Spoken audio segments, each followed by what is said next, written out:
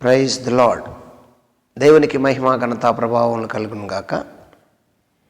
ప్రేమైనటువంటి జీవము కలిగిన దేవుని కుటుంబమా, దైవ సమాజమా, దేవుడు మనల్ని ప్రేమించి మరొక నూతన దినము, నూతన వీక్, మరొక వారాన్ని ప్రారంభించడానికి దేవుడు కృప చూపించాడు. ఈరోజు సోమవారము. మీ అందరికీ సోమవారం యొక్క శుభాకాంక్షలు తెలియజేస్తూ రండి ప్రియ దైవజన్మ.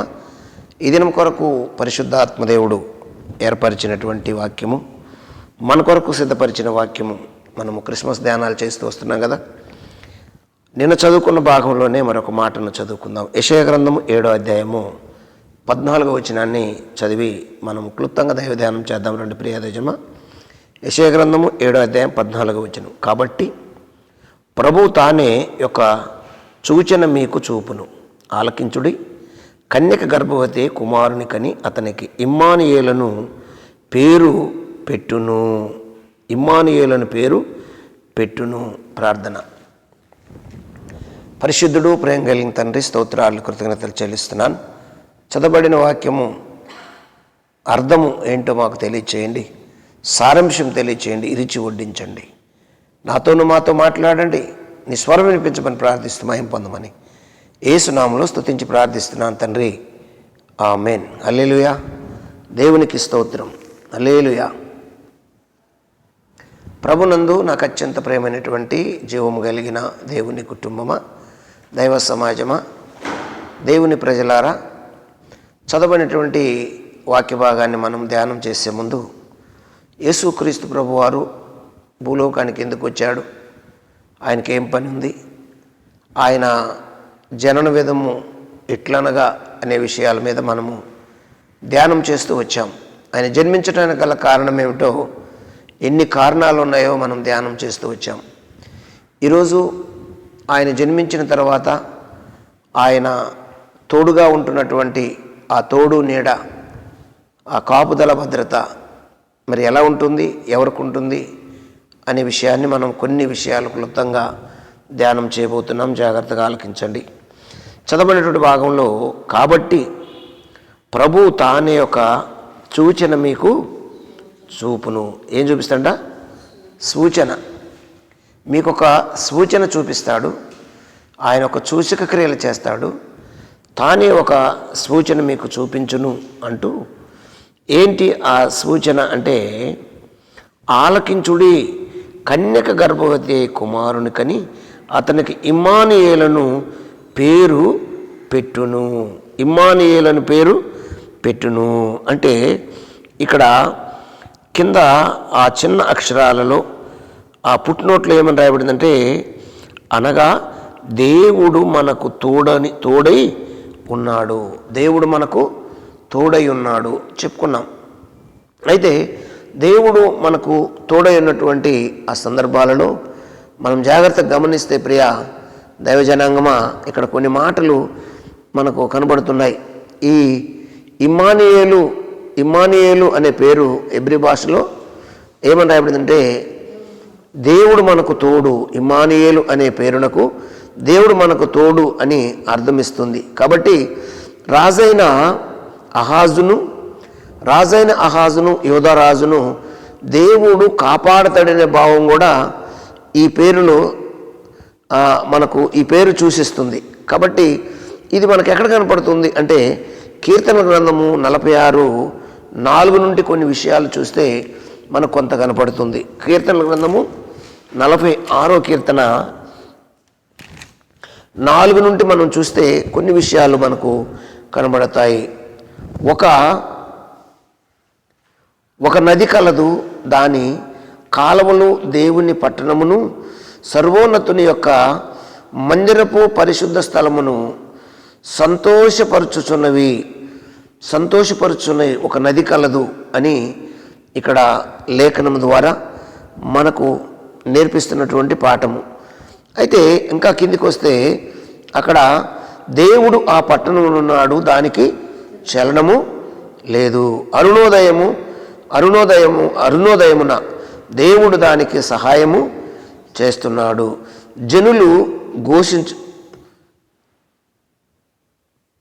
జనములు ఘోషించుచున్నవి, రాజ్యములు కదులుచున్నవి. ఆయన తన కంఠధ్వని వినిపించగా భూమి కరిగిపోవచ్చున్నది. సైన్యములకు అధిపతి యెహోవా మనకు తోడై ఉన్నాడు. యాకోబు యొక్క దేవుడు మనకు ఆశ్రయమై ఉన్నాడు. యెహోవా చేసిన కార్యము వచ్చి చూడుడి. ఆయన భూమి మీద నాశనములు కలుగుజేయువాడు. ఆయనే బూదిగంతముల వరకు యుద్ధములు మాన్పువాడు. విల్లు విరుచువాడును బల్యమును తెగనరుకువాడును ఆయనే. యుద్ధ రథములను అగ్నిలో కాల్చివేయవాడు ఆయనే. యుద్ధ రథములు అగ్నిలో కాల్చివేయవాడు ఆయనే.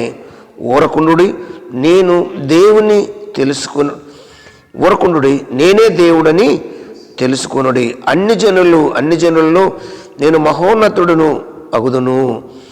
భూమి మీద నేను మహోన్నతుడును అగుదును. సైన్యములకు అధిపతి యెహోవా మనకు తోడై ఉన్నాడు. యాకోబు యొక్క దేవుడు మనకు ఆశ్రయమై ఉన్నాడు. ఇది ఆ రాజ్య పరిపాలనలో వారు పరిపాలిస్తున్నప్పుడు దేవుడు వారికి తోడై ఉన్నాడు, వారికి తోడై ఉండి వారు నడిపించాడు అనేది కూడా ఈ ప్రవచనం యొక్క సారాంశము.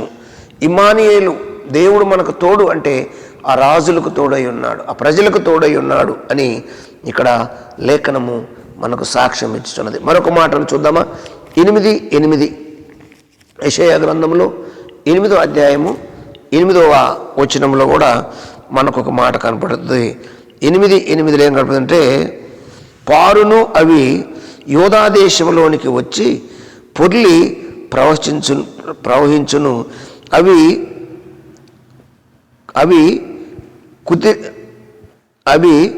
కుతికల లోతున ఇమ్మానుయేలు పక్షి తన రెక్కల ఇప్పుట వలన దాని రెక్కలు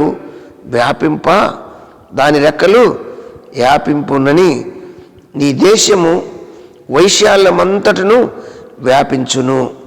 దేశము వైశాల్యమంతా వ్యాపించి ఏం చేస్తుందంటే కాపాడబడతారు అని లేఖనం యొక్క సారాంశము. ఈ లేఖనం యొక్క సారాంశము. ఇంకా పైకి వెళ్తే, కాగా ప్రభువు బలమైనటువంటి యూఫ్రటీసు నది విస్తార జలములను అనగా ఆషేరు రాజును అతని దండంతటిని వారి మీదికి రప్పించెను. అవి దాని కాలవలన్నిటినీ పైగా పొంగి పొర్లునని నీటి మీద పొర్లిపారెను. అవి యూదా దేశంలోనికి వచ్చి పొర్లి ప్రవహించును. అవి కుతికెల లోతున ఇమ్మానుయేలు పక్షి తన రెక్కల విప్పినప్పటి వలె తన రెక్కలు ఇప్పినట్టు వలె దాని రెక్కలు తన రెక్కలు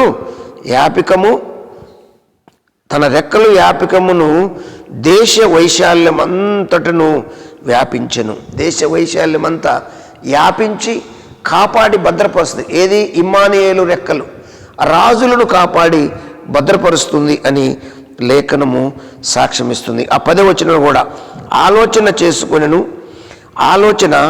చేసుకొనును అని అర్థమిచ్చును. మాట పలికినటువంటి అది నిలవదు అని దేవుడు మనతో ఉన్నాడు. దేవునికి స్తోత్రం కలుగును గాక. దేవుడు మనతో ఉన్నాడు అని ప్రవచనము తెలియజేస్తుంది. కాబట్టి ఇమ్మానుయేలు అనే మాటకు రాజులకు దేవుడు తోడు, దేశమునకు దేవుడు తోడు, ప్రజలకు దేవుడు తోడు, మనకు దేవుడు తోడుగా ఉన్నాడు అనే విషయాన్ని మనం మర్చిపోకూడదు ప్రియ దైవజన్మ. కాబట్టి ఈరోజు కన్యక గర్భవతి కుమారుని కంటుంది. అతనికి ఇమ్మానుయేలు అని పేరు పెట్టండి. ఆనాడు రాజులకు తోడై ఉన్నాడు. అప్పుడు మనకు తెలీదు. అప్పుడు ఆయన తెలియకుండా వచ్చి రాజులకు తోడై ఉన్నాడు.